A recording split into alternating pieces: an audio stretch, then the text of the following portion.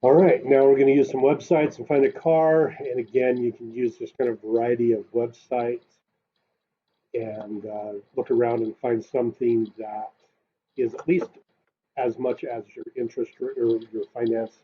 And again, you can go another couple of $1,000s higher than that. You just have to have that as additional. Okay, so after several minutes of looking at different websites, I found a Ford Focus, 2016 Ford Focus with 86,000 miles for 6,499 at a dealership.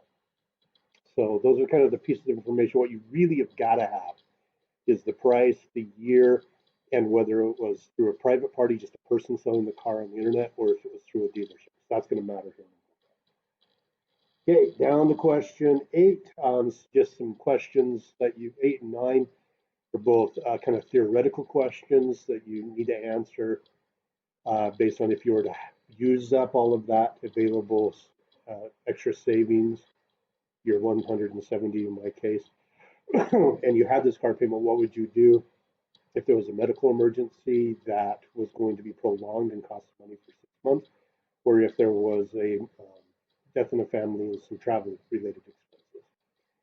All right, so at this point we can open up the PowerPoint from the previous lesson, and we can, this will actually should auto load down. There it goes. We could skip the top part. We've already got our notes, and we're just basically going to follow the process here that we outlined in class last time, but now we're going to be using our own numbers. And so we can put in our vehicle price that we found. This was my 6,499.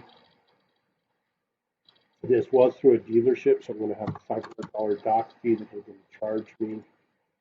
And so this turns into a 6,999.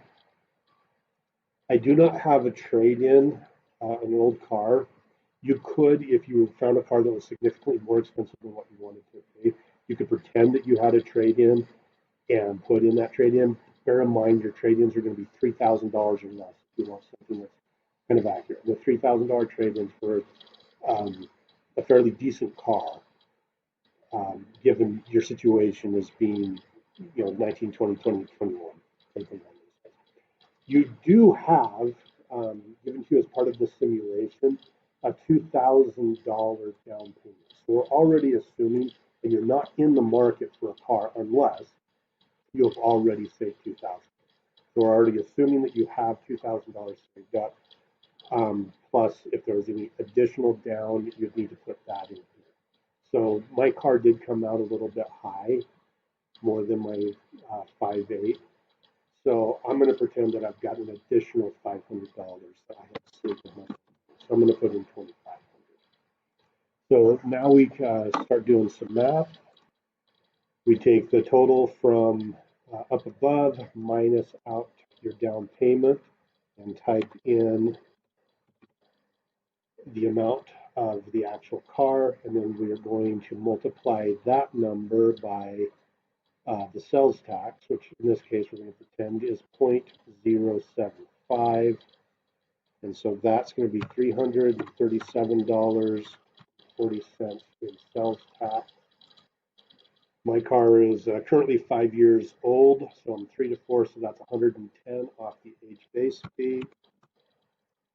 We're not going to have any dealer add-ons, so now I add that up as my new loan. So adding up my total plus tax, license, registration, takes my loan amount up to almost 5,000.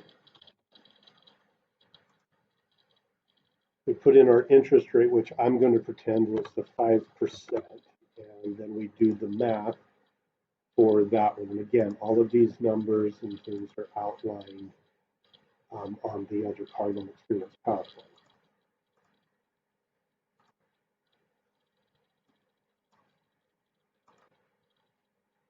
So when I multiply my 4,946 times 1.05 interest rate, I get 519, which I then divide by my 36 months for a car payment of 144.27, which is just less, or which is less than what I can afford each month. I'm in the free and clear, and I am done.